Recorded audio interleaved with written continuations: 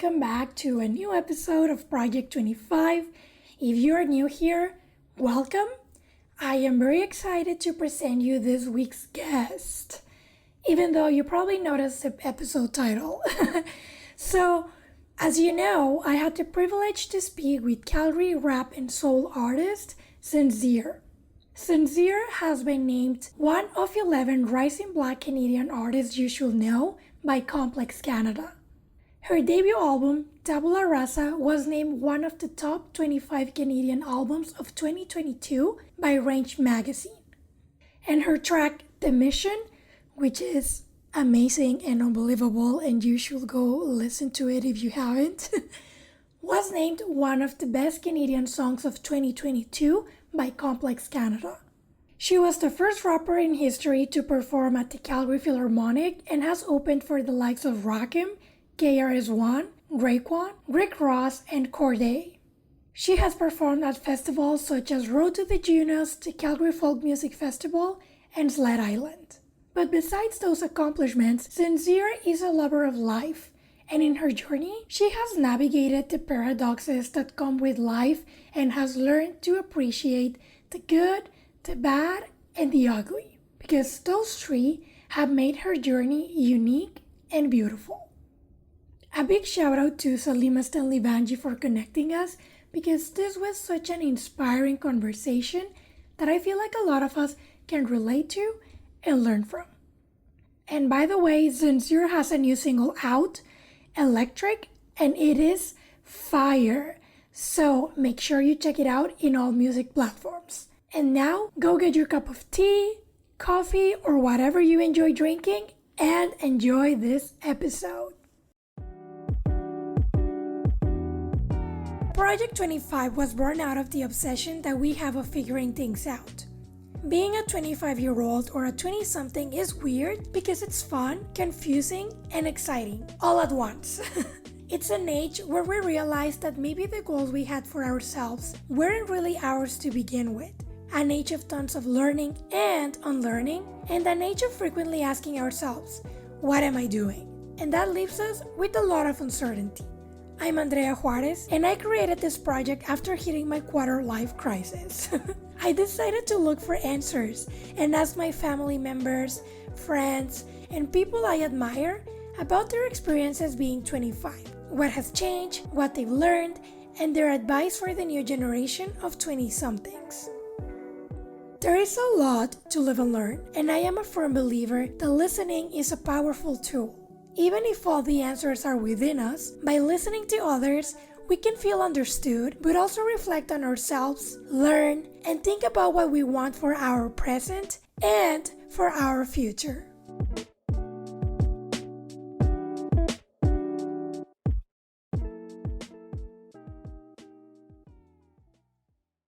Sinzere again, thank you very much for being here and joining me today. So I want to ask first, like it's a ritual of the podcast, so what is your age, title, or how would you describe yourself? And also a fun fact about you. Sure.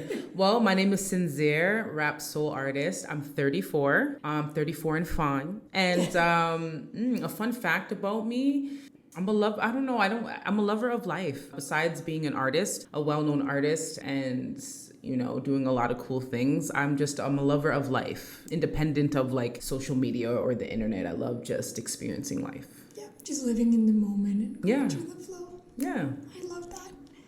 And before I ask you what you did when you were 25, and I was listening to an interview that you did, I think it was 2017, it was like Frog-E Productions. Oh, that's a throwback. Yeah, it was a long time, but you were asked about why you chose music, and you mentioned that you decided to choose music as a career path when you were 25. Yeah. Sorry, when you were 21. Yeah. So if you would like to tell us a little bit about that, and then what did you do, and then when you were 25, what did you do with the life that you chose when you were 21? Yeah. So I think like most young adults, you're trying to discover who you are, and you're just trying to figure yourself out in the world, and things are new. It's like you're an adult, And I think 25 is like that age where 21 to 25 is that age where you're kind of like partying a lot and you're kind of like traveling and you're doing like a lot of different things, right? You don't have kids and you're just really trying to figure it out, but you're also trying to kind of get an idea of who and what you want to be and what kind of your future is going to look like. I think that kind of hits around 25, more 25 than 21. So when I was 21, like I'd had an exciting, beautiful childhood, but it was also quite tumultuous, just trying to navigate through my trauma and like identity. Music was like a medium where I could express myself, where I could say things that I couldn't necessarily expressed in everyday life or to like people, family, friends. Like I could express it through music. So naturally, it was kind of a natural progression for me because I started dancing in like... Yeah, you mentioned something. Yeah, I started dancing kind of around teenage years, going into like 18, 19, and then just a regular progression. I went from that to like DJing, and I started doing really cool events and parties, and then I became Western Canada's #1 female DJ at the time, and I thought that was cool. Yeah, that's wonderful. And then, yeah, it was something. And then my mentor actually, who taught me how to DJ, he was murdered actually when I was young, and I started kind of getting into bad situations, and I'd say music was like my safe space. It was like my anchor. It was the one thing that like pulled me away from like the other direction. Yeah, so thank that's God for art. yeah. Thank God for art. Honestly, because it saved my life essentially. Yeah. And I think that's why I kind of had like a little bit of awareness, even though I was super young back then. I had that a little bit of awareness. Oh, this thing, I might not necessarily know what it is fully or what I'm capable of in it, but it seems to like be this thing that would just like reel me back from like the darkness. Okay, so, yeah, like a source of light. Yeah. So I stuck with it. Yeah. Yeah, I love that. So when you were 25 now, you had stuck with that, and then what kept you busy around that time? Like, were you working, or were you like dedicated to the art, and what did you do? Yeah, so I worked odd jobs like anybody else at that age, just trying to like make money and stuff like that. I actually met my partner. I think we knew each other for... You were 24 or 25, I believe. Yeah, so I met my partner, and it was the first serious relationship I'd been in. I'd been a bit of a wild child and kind of went wherever the world took me, but I met her, and she kind of helped to ground me, as though we were both still pretty crazy still, because she was 21 at the time. So we were both pretty crazy. We partied a lot. We, all the things, drank a lot, all the things. I indulged in the marijuana in those days and things like that. But ultimately, I had this new love. She had a little one when I met her, who was our daughter. She's 11 now. She was 2 at the time, I believe.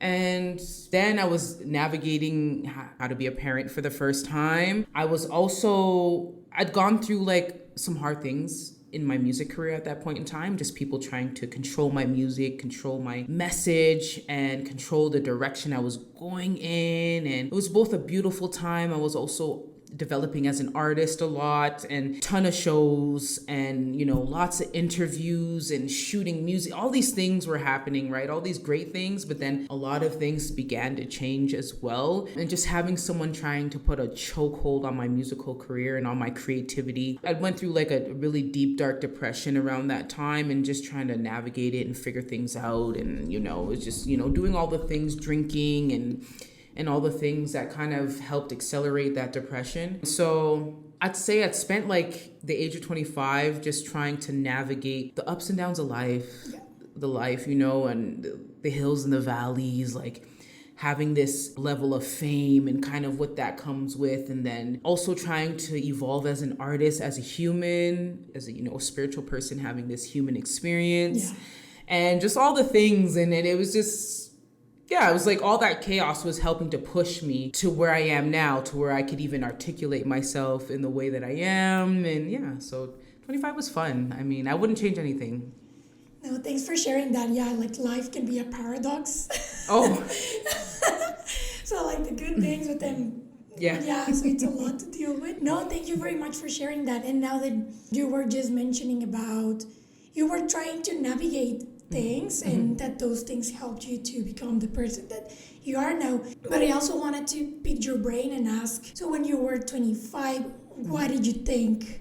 For example, you were saying like, oh, people were trying to control my, like the way I express myself creatively, and yeah, like all these changes. So yeah, where was your mind at? Like what did you think about how life should be like, or what was your vision of the world back then? Yeah, I think I had this thing where I always felt like you should love people.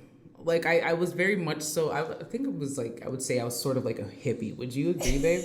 Like I felt like a hippie to a degree where I was like, peace and love, everybody. I feel that way. I really, yeah, like I genuinely was like, yo, like people should be happy. And if you care for someone, you should tell them that. And if you don't know someone and they're having a bad day or I just felt like you should spread love, you should give love. And I think that I was that way. I think that because there was a lack of love and nurturing to a degree from my mother, and my father unfortunately wasn't in my life. He was an addict and left me when I was very young. And I always just dealt with these situations within my family where I was like middle child and like left behind, and like, you know, like I'd had things that happened to me as a small child that really just kind of created these demons within me that ultimately would come alive by the time I was 25, and I would try to figure out how to navigate the emotions of them all. And so love was one of those things where I was just like, yo, like love that person, love, and ultimately it was love everything outside of myself without like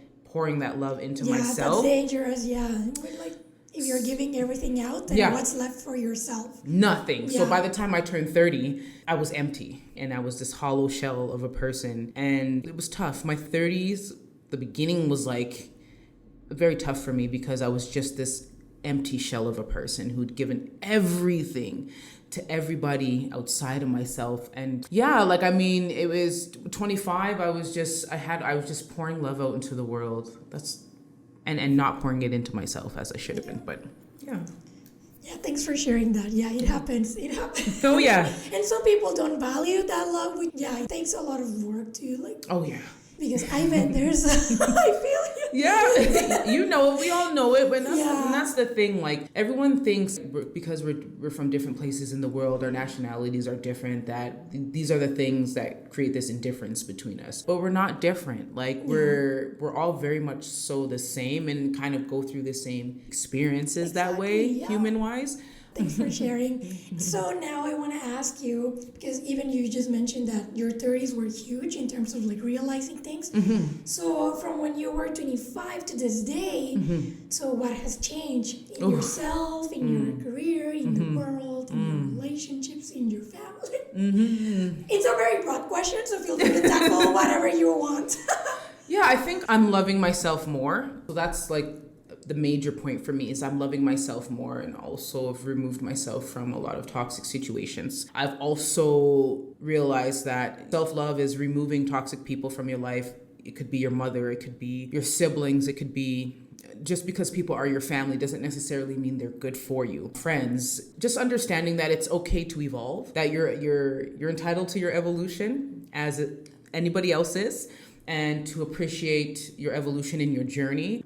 Stop looking for perfection because it doesn't exist, and just really falling in love with the person I've grown to be, and really understanding myself more, like taking space and taking silence and to understand who I am, and then just pouring that love into myself, you know, whether it's through physical activity, working out, nature, grounding, sun gazing, being with my family, and conversations with my partner, you know, that are healing, talking about the things we've been through and that have helped us to grow. Like, all that chaos is necessary. 25-year-old out there, 21-year-old, it is necessary. It's neither bad or good. It's all in how you perceive it, but it's going to help to drive you toward the person you're supposed to be. Or if you don't have that awareness, like, that's one of those things that comes with growth and time, is having that awareness, and you know, that awareness either will save you from yourself or it'll destroy you. And I think ultimately the choice is yours. Yeah. That's why you need to choose to love yourself. Yes. Otherwise you're gonna spiral. Yes, you will. Yeah, absolutely. The world will not hesitate to drag you down to hell,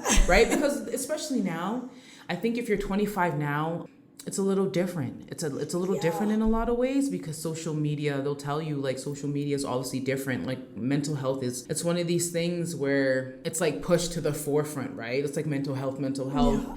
And unfortunately for younger people these days is they're engulfed in social media. They feel like in order to live, they have to live through this medium instead of like walking out their door and just experiencing life. Yeah, like touching some grass. You know what I mean? Like being somewhere with someone, sharing this experience without your phone. Yeah. Or going to even a concert, a live show, and like listening to the music without recording the artist. Yeah. So you can actually be present. Yeah. Yeah, even like that has happened to me like at friends' parties where it's like everyone's with their phones and it's like, can we just like leave like all of the phones like here on the table and not touch them? Mm-hmm. Because then like the videos make it seem like we had more fun than we actually had. Yeah. And I was like, it was so fun. I was like, like people were just recording videos. Like it wasn't that fun. It wasn't fun at all. No one danced. Yeah. Everyone's kind of just everyone's just trying to create these narratives, right? Yeah. Through a screen. And I think I'm a huge believer of just like I mentioned in the beginning of our conversation, is just being present and living in the moment. Like that's one of the things that I think is unique about me and my partner, is like we love living in the moment. You know what I mean? Because we don't know what tomorrow holds. And really, age has nothing to do with death. I find unfortunately, a lot of our young people are committing suicide these days. And I think it's super tragic. Like, it's super tragic. And I think this made-up world we call social media, which there are great things about it. There are wonderful things about that medium. There are also a lot of things about it that just aren't real. And so coming back to reality, having something that can anchor you. Yeah. You know, all I could give to a young person right now is like, just say, I don't care what it is, have something real that can anchor you, that can keep your feet on the ground. Yeah. And you'll be all right. Especially when you were saying that about social, I think that it can be used like as a tool, or like even like it also depends on like the content that you consume, right? Yeah. Because if you consume a lot of trash, then you're gonna fill it yourself with a lot of trash. So like it can serve like for some educational purposes or like to inspire you creatively and stuff, but you have to be careful in what you consume. And just because everyone's consuming like a certain type of content, it doesn't mean that's good for you. Yeah. I think about Logan Paul. But it's just like food, right? It's like no different from like what we consume. Like if we're eating McDonald's every day, eventually it's not organic foods. It's not good for your being. So eventually your being is going to start to decompress, right? And it's no different from our mental diet. Like if we're listening to music that's extremely violent or hypersexual, or watching shows like Dahmer and like these weird, extremely violent or like just crazy bits of content, it eventually messes with our subconscious, right? Those things sit in there and it affects your spiritual being, right? Yeah. So, yeah. Yeah. And Sinzere, now you were saying like, oh, you know, I wish if I could tell someone something, it's just like try to have something that keeps you, or someone who keeps you grounded. I want to ask you, what are your beliefs now? And you're of course a musician, but besides that title, like what do you do and what are your beliefs? My beliefs, see, most artists will tell you you have to separate the artist from the person from the artist. For me, it's a very fine line. So my beliefs today are to have some level of morale to your life, have some level of code. But ultimately, all that means to me is just operate from truth. And if you're operating from truth, you're operating from love. Yeah. And to me, it doesn't have to get complicated. I don't have a million things to say to you or anything profound. It's just, I'm always, every day, working toward walking more in my truth. And ultimately, that means self-love. And self-love means love for others, you know, our brothers and sisters in life. And I believe that at 25. I believe that you should operate from a place of love, and I still believe that today. Yeah. Yeah. Yeah, it's part of your core. Oh, yeah. Yeah. Thank you very much for sharing that. You're welcome. I want to ask you, what has been your biggest challenge and how do you deal with it or dealt with it? My biggest challenge has been myself. And I'll be honest, it's been me. We all have this kind of battle in our minds silently that people don't see. And I suppressed a lot of my trauma and a lot of my feelings and emotions throughout my childhood, into my, as an adolescent, into my young adulthood. I had suppressed all these things and experiences that I had. And they just created this jungle gym in my mind where my thoughts, like if you can picture a kid like jumping through the jungle gym, like for hours and hours and hours, but this is just like for years and years and years. And so these thoughts just jumping through my mind, negative thoughts, negative beliefs, limiting beliefs, self-doubt, which leads to self-sabotage. I'd say, my biggest challenge would be myself and just overcoming myself. Thank you for your transparency. Of course. I feel like sometimes we're not so open about those kind of things. So I appreciate your honesty. Of course. And I want to ask you as well, if you can share about a time in which you succeeded, whatever success means for you, and what happened and what did you do? Success for me is a lifestyle. I'm living and breathing that every day right now. Yeah. And that means walking in my truth, independent of anybody else's beliefs or judgments about me. Or it's being courageous enough to be me. It's being courageous enough to be present and be. And not every day I get it right. Still having this human experience. So still have, those days where I'm like, I'm just not feeling it today. But it's working through that and allowing myself space and giving myself grace to just be present in whatever I'm feeling. Yeah. So ultimately that's what it is for me. That's what it is. That's inspiring. Because sometimes it's in the short term, it's easy to try to pretend to be someone else, but in the long run, you get to pay the price. So it's always best to. Sometimes it takes courage, like you said, right? It takes courage. Yeah. But it's just it feels so great. It does, and I mean it's scary. It's scary, but ultimately it's of the utmost importance to really live liberated. Yeah, exactly. If you want to live free, inhibited, and I mean that's ultimately the price we have to pay. Yeah, that's why I really liked about your album, like Tabula Rasa. Even like when I listened to The Mission the first time, I got chills, and I listened to it this week, and I got chills. When you said I'm liberating myself and I'm liberating my brothers and sisters, because I feel like the world will be such a better place if everyone had the freedom to be themselves and I agree. Yeah. Gems. We will be in such a better place. Yeah. So thank you for doing that. You're welcome. Oh my gosh, my pleasure. And now I want to ask you if you could share a time in which, so I'm going to be asking the opposite, if you can share a time in which you failed and what happened and how did you handle the situation and what did you learn? Moments when I failed is those moments when I didn't believe in what I was capable of. I would say those moments when I limited myself to some degree, and I would call it temporary failure. Because in hindsight today, sitting with who I am and the realization of who I am, all I can say is I'm a success. But I would say temporary failure, temporary defeat. There's been moments along my journey where I wish I had really just known what I was capable of. You don't think you could do this, but man, I wish you knew what your future self did. I'd say in those moments, experiencing temporary defeat, just wishing I had the audacity to be like, you can do it, or you can do more.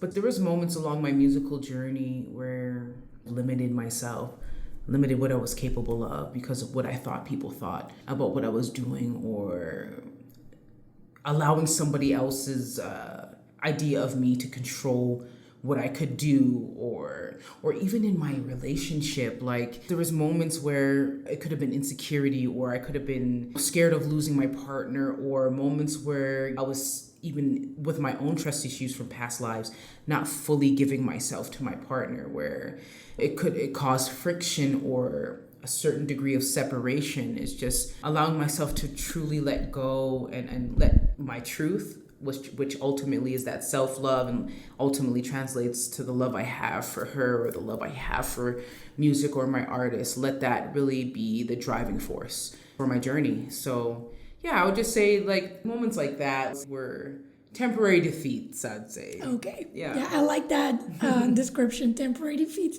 I had someone in the podcast and he said like, well, I don't believe in success or failure. It's just results. Oh. And I'm like, oh, that's a very interesting way to see things. Yeah. So, no, thanks for sharing that. And you were just saying about how love, like for yourself and others, was driving you. Mm-hmm. And I think it relates to the next question, which is, what has motivated you, or what motivates you? God motivates me. God has been like a saving grace in my life, and I owe God everything. Because God has saved me from myself and saved me from some of the worst things that could happen to a person in this world. And I would say my queen, and I would say our daughter, have really just been shining light in my life, have really helped to lift me up out of, the darkness, and help me ascend higher during my evolutionary process. So I really owe everything to God, first and foremost, and to my queen and our baby girl, and to my damn self. Thank you, self. That's so important too. Yeah. I was watching this Snoop Dogg video from like this account. I think it's Velvet Code, so it has like lots of 2000s videos, and it was like Snoop Dogg saying like, I want to thank myself for believing in me and for not giving up. And it's like, sometimes, especially like giving up is a huge one. So I was like, we don't give sometimes that credit enough. So I was happy to hear everything. We gotta champion ourselves. I tell my queen all the time, like, you gotta champion yourself, because look at what I don't want to say survive, but look at, you had the audacity to get up time and time again after so many things you dealt with, and we gotta be like, yes, self. That's like, you. I'm that bitch. Yes. That bitch. That's right. Respectfully. Exactly, respectfully, of course. Always respectfully. Exactly. And now I want to ask you, Sinzere, what are your goals? Mm-hmm. Or, well, you mentioned that you like living in the present, but what are your plans for the future, or your goals right now? Obviously, to do things in music that everybody has this idea of who and what an artist should be. I'm here to tell you, I'm about to shake shit up here. We're going to make history for Canadian artists, and history for artists in the world. We're going to do things that haven't been done yet, and we've studied, that's been our progression thus far. And to be a better partner, to be a better human, to be a better child of God, to help make this world a better place through my light. Like I want to, there's so much I want to do. There's so many goals I have, like creating infrastructure in different countries in Africa and countries around the world that need sources of water, that need certain things, creating community and promoting unity. And there's so much I want to do in this limited time that I have. There's so many goals I have, but we'll see what God has for me ultimately. Yeah, that's amazing. And now I want to ask you, if you could go back to when you were 25, would you change anything or make things different? No. In hindsight, being able to actually look back, no. I think if I changed anything, it would change my journey. Yeah. And today I can honestly say my journey is beautiful. So 25-year-old Shanice, you did great because you did the best you could do. And I love you for that. I love that. I know it. That is beautiful. And now, what advice do you have for today's 20-somethings, or what do you wish you knew when you were 25? My advice would be, don't take advice from nobody, because nobody has the key to what a perfect life is. You have people that they can leave little signposts and hints for you on, hey, if you do this, your life will be better than it would if you did that, and that's great. But ultimately, your life is your life and you're the painter. The canvas is yours, and ultimately make it your own and paint what you think is beautiful, as long as it's from a place of truth, which means it's from a place of love. And that's all I'd say. Yeah, that's lovely. Yeah, even like this podcast, I like asking people for their advice. But yeah, like the answers are within ourselves, right? Yes. So like advice is helpful, like it's been helpful for me. Yeah. But at the end of the day, yeah, it's up to you whether you want to take it or not. So yeah, thanks for saying that. Big facts. And is there anything else that you like to share that you think it's important and I didn't ask you? I think you asked me extremely insightful questions. Super honored and happy to be here. So thank you for having me. All I will say is I have a new single dropping June 2nd titled Electric. And as you can see, the vibes here were electric. So make sure you go and stream that on all streaming platforms. Otherwise, thank you so much for having me. No, thank you very much for being here. I'm excited to listen to the new single. Yes.